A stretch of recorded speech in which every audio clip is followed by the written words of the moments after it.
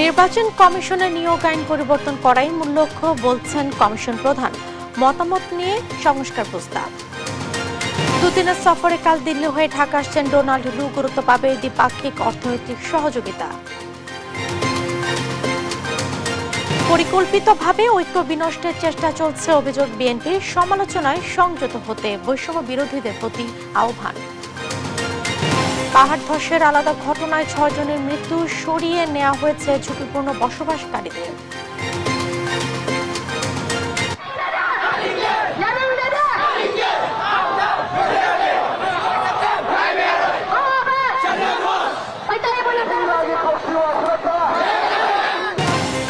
এবং ছাত্র জনতার আন্দোলনে উত্তাল মণিপুর। কেন্দ্রীয় সরকারের বিরুদ্ধে রাজ্যে প্রক্সি যুদ্ধের অভিযোগ।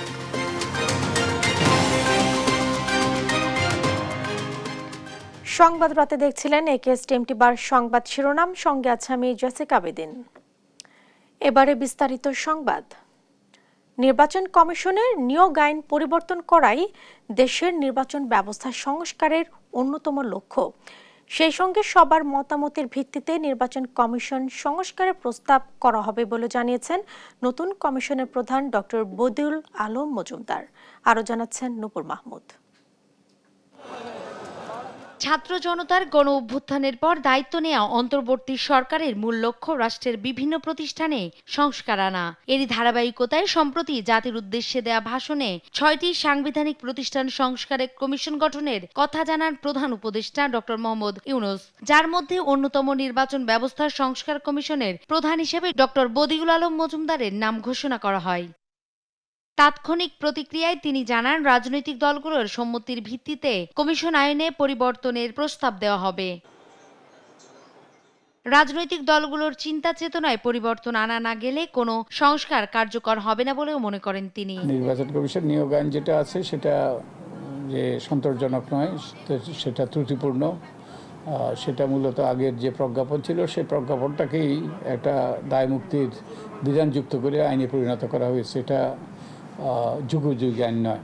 কমিশনের নিয়োগ যদি সঠিক না হয়ে থাকে, যে ব্যাপারে আমাদের সন্দেহ আছে, সেই জিনিসগুলো উল্লেখ করা দরকার আমাদের রাজনৈতিক দলগুলো। তিনি বলেন, চলমান আইনে যাকে খুশি তাকে নিয়োগ দিতে পারে সরকার। হলফনামার বিধান ও রাজনৈতিক দলের মনোনয়ন দেওয়ার বিভিন্ন বিষয়ে দেশের নির্বাচন ব্যবস্থার সংস্কার প্রয়োজন। হলফনামাটা যাচাই বাছাই করা দরকার, নির্বাচনী ব্যয় যাচাই বাছাই করা দরকার, এগুলো নিশ্চিত করা দরকার।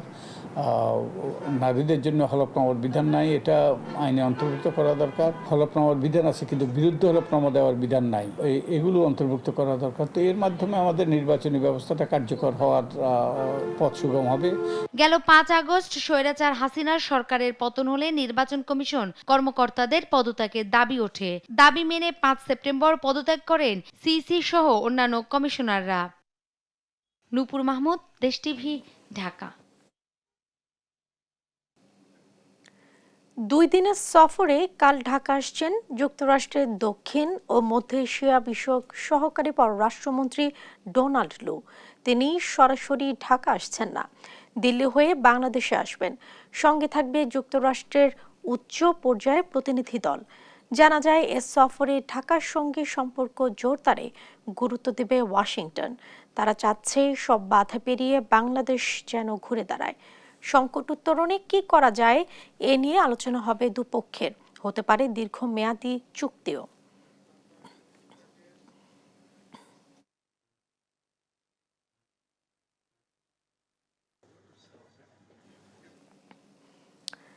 সুপরিকল্পিতভাবে ঐক্য বিনষ্টের ষড়যন্ত্র চলছে, রুখে দিতে দেশবাসীর প্রতি আহ্বান জানিয়েছেন বিএনপি মহাসচিব মির্জা ফখরুল ইসলাম আলমগীর। জাতীয় প্রেস ক্লাবে বিশিষ্ট সাংবাদিক মুশফিকুল ফজল আনসারীর বাংলাদেশে প্রত্যাবর্তন উপলক্ষে সংবর্ধনায় অংশ নিয়ে কথা বলেন তিনি। এদিকে রাজনৈতিক নেতৃত্বের সমালোচনায় সংযত হতে বৈষম্য বিরোধীদের প্রতি আহ্বান জানান দলটির স্থায়ী কমিটির সদস্য সেলিমা রহমান। সাইফুর রিপন ও নিয়াজ মোর্শেদকে সঙ্গে নিয়ে আরও জানাচ্ছেন কায়েস রাহাত। বিশিষ্ট সাংবাদিক মুশফিকুল ফজল আনসারীর বাংলাদেশে প্রত্যাবর্তন উপলক্ষে জাতীয় প্রেস ক্লাবে সংবর্ধনার আয়োজন করে বিভিন্ন সাংবাদিক সংগঠন। প্রায় 10 বছর পর দেশে ফেরায় তাকে ফুলেল শুভেচ্ছা জানান সাংবাদিক সহ বিভিন্ন রাজনৈতিক দলের নেতাকর্মীরা। সংবর্ধনায় অংশ নিয়ে ছাত্র জনতার বিপ্লবের মধ্য দিয়ে যে বিজয় অর্জিত হয়েছে তা ধরে রাখতে দেশবাসীর প্রতি আহ্বান জানান বিএনপি মহাসচিব মির্জা ফখরুল ইসলাম আলমগীর। ছাত্র জনতার যে একটা অভূতপূর্ব গণ অভ্যুত্থান, সেই গণ অভ্যুত্থানের মধ্য দিয়ে কিন্তু এই বিজয় তখনই আপনার সুসংগত হবে যদি আমরা এটাকে ধরে রাখতে পারি। এদিকে আগামী 15 সেপ্টেম্বর বিশ্ব গণতন্ত্র দিবসে সমাবেশ সফল করতে নয়াপল্টনের কেন্দ্রীয় কার্যালয়ে যৌথ সভা করে বিএনপি, যেখানে ঢাকা বিভাগের বিভিন্ন ইউনিটের শীর্ষ নেতারা অংশ নেন। আগামী 15 সেপ্টেম্বর জাতিসংঘ ঘোষিত আন্তর্জাতিক গণতন্ত্র দিবস এবং এই গণতন্ত্রের সাথে বিএনপি ওতপ্রোতভাবে জড়িত। জাতীয় প্রেস ক্লাবে আলাদা এক আলোচনা সভায় রাজনৈতিক নেতৃত্ব নিয়ে সমালোচনার ক্ষেত্রে বৈষম্য বিরোধী ছাত্র আন্দোলনের নেতাদের আরো সংযত হবার আহ্বান জানান বিএনপির স্থায়ী কমিটির সদস্য বেগম সেলিমা রহমান। আমরা যা বলি তারেক রহমান তাই বলে, কি ভয়ানক কথা। আজকে যদি আপনারা ঐক্যবদ্ধ না থাকতে পারেন তাহলে আপনারা এই কথা কি করে বলেন? আমরা তো আপনাদেরকে অসম্মান করছি না, আপনারা আমাদের নবীন প্রজন্ম, আপনারাই তো দেশটাকে গড়ে তুলবেন, আপনারা বুকে রক্ত দিয়েছেন, কিন্তু আমরা তো আপনাদের পিছে থেকে আপনাদেরকে সহায়তা করেছি। আমরা বলেছিলাম এখনো যেমন আমরা সহায়তা করছি আমাদের বর্তমান অন্তর্বর্তী সরকারের। পরিচয় নিশ্চিত না হয়ে দলের নতুন সদস্যের অন্তর্ভুক্তিতে সাবধানতা অবলম্বনের তাগিদ দেন সেলিমা রহমান।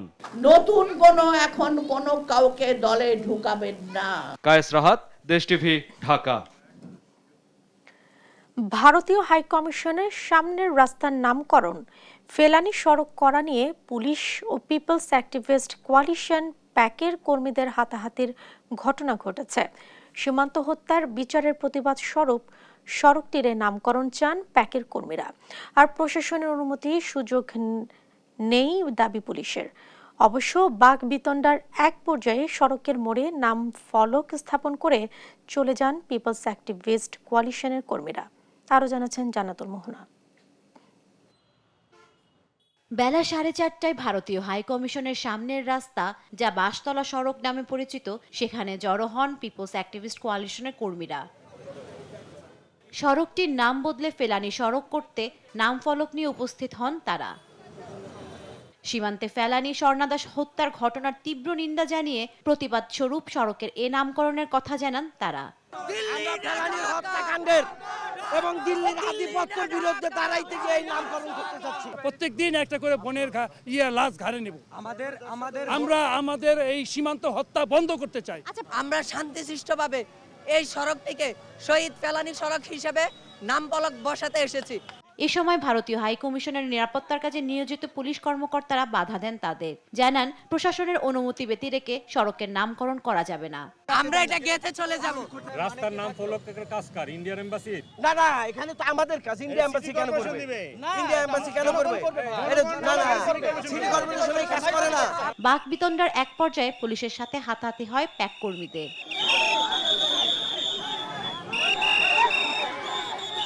পরিস্থিতি সামাল দিতে সেনাবাহিনীর কর্মকর্তারাও উপস্থিত হন সেখানে। এরই এক ফাঁকে সড়কের মোড়ে নাম ফলক স্থাপন করে দোয়া মোনাজাত পড়ে সেখান থেকে চলে যান প্যাক কর্মীরা। ভারতীয় হাইকমিশনের সামনের সড়কের ফেলানি সড়ক নামকরণ নিয়ে কোনো সিদ্ধান্ত জানায়নি প্রশাসন। জান্নাতুল মোহনা, দেশ টিভি, ঢাকা। বঙ্গোপসাগরে সৃষ্ট সুস্পষ্ট লঘুচাপটি নিম্নচাপে রূপ নিয়েছে। শুক্রবার বিকেলে এ তথ্য জানায় আবহাওয়া অধিদপ্তর। দুপুর 12টায় এটি চট্টগ্রাম সমুদ্রবন্দর থেকে 160 কিলোমিটার দক্ষিণ পশ্চিমে, কক্সবাজার সমুদ্রবন্দর থেকে 105 কিলোমিটার দক্ষিণ পশ্চিমে, মোংলা সমুদ্রবন্দর থেকে 250 কিলোমিটার দক্ষিণ পূর্বে এবং পায়রা সমুদ্রবন্দর থেকে 160 কিলোমিটার দক্ষিণ পূর্বে অবস্থান করছিল। সতর্ক বার্তায় বলা হয়, নিম্নচাপ কেন্দ্রের 44 কিলোমিটারের মধ্যে বাতাসের সর্বোচ্চ একটানা গতিবেগ ঘন্টায় 40 কিলোমিটার, যা দমকা বা ঝোড়ো হাওয়ার আকারে 50 কিলোমিটার পর্যন্ত বৃদ্ধি পাচ্ছে। নিম্নচাপটি উত্তর পশ্চিম দিকে অগ্রসর হতে পারে। চট্টগ্রাম, মোংলা ও পায়রা সমুদ্র বন্দরকে ৩ নম্বর স্থানীয় সতর্ক সংকেত দিয়েছে আবহাওয়া অফিস। সেই সঙ্গে উত্তর বঙ্গোপসাগরে অবস্থানরত মাছ ধরার নৌকা ও ট্রলারগুলোকে পরবর্তী নির্দেশ না দেওয়া পর্যন্ত নিরাপদ আশ্রয়ে থাকতে বলা হয়েছে। এদিকে কক্সবাজারে আলাদা পাহাড় ধসের ঘটনায় ৬ জনের মৃত্যু হয়েছে। সদরের ঝিলংঝায় একই পরিবারের এক মা ও তার ২ শিশুকন্যা প্রাণ হারায়। অন্যদিকে উখিয়ায় রোহিঙ্গা ক্যাম্পে একই পরিবারের ৩ ভাইয়ের মৃত্যু হয়েছে। বৃহস্পতিবার মধ্যরাতে ভারী বর্ষণে পাহাড় ধসে তাদের মৃত্যু হয়। কক্সবাজার থেকে সহকর্মী সৌরভ দেবের পাঠানো তথ্যচিত্রে টুম্পা আফরোজার ডেস্ক রিপোর্ট। কক্সবাজারে দুটি পৃথক পাহাড় ধসের ঘটনায় ৬ জনের মৃত্যু হয়েছে। একটি কক্সবাজার সদরের ঝিলংজায় এবং অন্যটি উখিয়ার ১৪ নম্বর রোহিঙ্গা ক্যাম্পে। নিজের পুত্রবধূ সহ ২ নাতনিকে হারিয়ে বিলাপ করছেন এই নারী। মধ্যরাতে ভারী বর্ষণে নিহত হন তারা।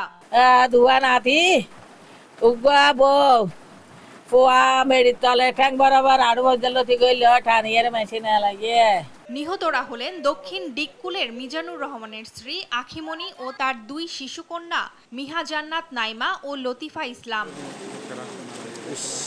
স্থানীয়রা জানান, বৃহস্পতিবার বিকেল থেকে শুরু হওয়া টানা বৃষ্টিতে রাত ৩টার দিকে মিজানের বাড়ির উপর পাহাড় ধসে পড়ে। বিকট শব্দ শুনতে পেয়ে স্থানীয়রা সেখানে গিয়ে দেখেন মিজানের পরিবার মাটি চাপা পড়েছে। তাৎক্ষণিকভাবে মিজানকে জীবিত উদ্ধার করা গেলেও তার স্ত্রী ও ২ শিশু মেয়ের মরদেহ উদ্ধার করা হয়। আমরা একটা আওয়াজ শুনতে পাই, তখন আমরা ঘুমন্ত ছিলাম। এলাকার মানুষ যখন চেঁচামেচি করে তখন আমরা ছুটে আসি। মিজানের ওয়াইফ এবং ওর 2টা বাচ্চা নিয়ে ওরা মাটির নিচে চাপা পড়ছিল। আর ভাই মিজান এবার আর মত ভাই ইতারে আর ঠানির উদ্ধার করছি, বাকি 3 ফারে ভিতর থাকি মেডির নিচে থাকি। এদিকে শুক্রবার সকালে উখিয়ার ১৪ নম্বর হাকিমপাড়া রোহিঙ্গা ক্যাম্পে পাহাড় ধসে ৩টি ঘর বিধ্বস্ত হয়েছে। এতে একই পরিবারের ৩ জন নিহত হয়েছেন। নিহতরা হলেন ১৪ নম্বর রোহিঙ্গা ক্যাম্পের ২ ব্লকের কবির আহমেদের ছেলে আব্দুর রহিম, আব্দুল হাফেজ ও আব্দুল ওয়াহেদ। আবহাওয়া অফিস জানিয়েছে, শুক্রবার সকাল ৯টা পর্যন্ত ২৪ ঘন্টায় ৪০১ মিলিমিটার বৃষ্টিপাত রেকর্ড করা হয়েছে। নিউজ ডেস্ক, দেশ টিভি। নির্যাতন, টেন্ডারবাজি ও অনলাইন জুয়ার গডফাদার সাবেক জনপ্রশাসন মন্ত্রী ফরহাদ হোসেন স্ত্রী মোনালিসাকে নিয়ে মেহেরপুরে গড়েছেন ত্রাসের রাজত্ব। কলেজ শিক্ষক থেকে আওয়ামী লীগের প্রভাবশালী এই মন্ত্রী রাতারাতি হয়েছেন আঙ্গুল ফুলে কলা গাছ। আর তার স্ত্রী মোনালিসা স্বামীর প্রভাবে নির্বিঘ্নে চালিয়েছেন অনলাইন জুয়ার সাম্রাজ্য। মিলেমিশে কামিয়েছেন হাজার কোটি টাকা। আরও জানাচ্ছেন নাহিদ হাসান তিতাস। ২০১৪ সালে মেহেরপুর ১ আসনে স্বৈরাচার শেখ হাসিনা সরকারের এমপি নির্বাচিত হন কলেজ শিক্ষক ফরহাদ হোসেন। এরপর হন জনপ্রশাসন মন্ত্রণালয়ের প্রতিমন্ত্রী, পরে হন পূর্ণাঙ্গ মন্ত্রী। তখন থেকে তাকে আর পেছনে তাকাতে হয়নি। প্রভাবশালী মন্ত্রী হয় ফরহাদ হোসেন একচ্ছত্র নিয়ন্ত্রক হয়ে ওঠে মেহেরপুর জেলা, গড়ে তোলেন ত্রাসের রাজত্ব। উন্নয়ন কাজের টাকা আত্মসাৎ, টেন্ডারবাজি, জবরদখল, নিয়োগ ও বদলি বাণিজ্য সহ জড়িয়ে যায় নানা অপকর্মে। প্রতিপক্ষ দমনের নামে প্রশাসনকে ব্যবহার করে সাধারণ মানুষের উপর চালিয়েছেন অমানবিক নির্যাতন। 10 বছরে অবৈধভাবে ফরহাদ হোসেন হয়েছেন হাজার কোটি টাকার মালিক। তারা একক আধিপত্য বিস্তারে সারা মেহেরপুরের টাকা তারা তাদের পরিবারের লোকরা লুণ্ঠন করেছে। চাকরি হয়েছে সরকারি চাকরি, সব চাকরি কিন্তু টাকার বিনিময়ে 15 লাখ 20 লাখ 25 লাখ টাকা বিনিময়ে চাকরি হয়েছে। এবং সেই চাকরির টাকাগুলা ফরহাদ সাহেবের ওয়াইফ মোনালিসা এগুলো ডিল করতো। কলেজ শিক্ষক ফরহাদ হোসেন স্বৈরাচার শেখ হাসিনা সরকারের মন্ত্রী হওয়ার পর তার স্ত্রী মোনালিসা ও ছোট ভাই মৃদুল পেয়ে যায় আলাদিনের চেরাগ। রাতারাতি ফুলে ফেপে হয়ে যায় তাল গাছ। ভাইয়ের প্রভাবে ছোট ভাই মৃদুল একচ্ছত্রভাবে নিয়ন্ত্রণে নেয় সরকারি দপ্তরগুলোকে, গড়ে তোলেন টেন্ডারবাজি সহ চাঁদাবাজির একচ্ছত্র আধিপত্য। আর ফরহাদের স্ত্রী মোনালিসা মেহেরপুরে গড়ে তোলেন অনলাইন জুয়ার সাম্রাজ্য। আমি জনপ্রশাসন মন্ত্রীর ছোট ভাই শহীদ সরফরাজ মৃদুলের সাথে যৌথভাবে ঠিকাদারি বিজনেস শুরু করি। 2021 সালে সেপারেট হয়ে যায় এবং আমার প্রাপ্য টাকার দাবির এক পরিপ্রেক্ষিতে একটা সালিশ মাধ্যমে আমাকে 1,80,00,000 টাকার সে একটা চেক দেয়। চেকটা ব্যাংকে জমা দিই এবং চেকটা ডিজনার হয়।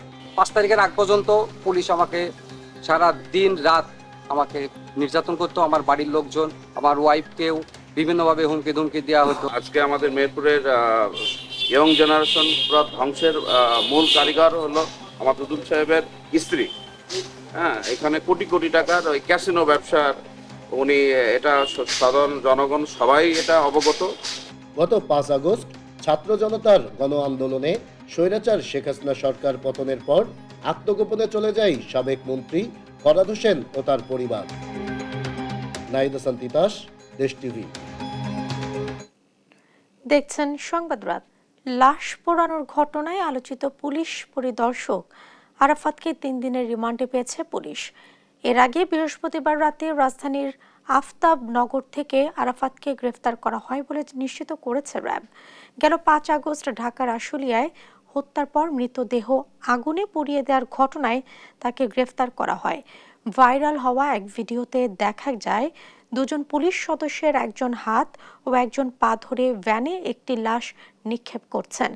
এর আগেই ভ্যানের লাশের স্তূপ কাপড় দিয়ে ঢেকে দেন তারা। সর্বশেষ লাশটি তুলে একটি ব্যানার দিয়ে ঢেকে দেয় তার। শেষে পুলিশ সদস্যদের উপস্থিতি দেখা মেলে।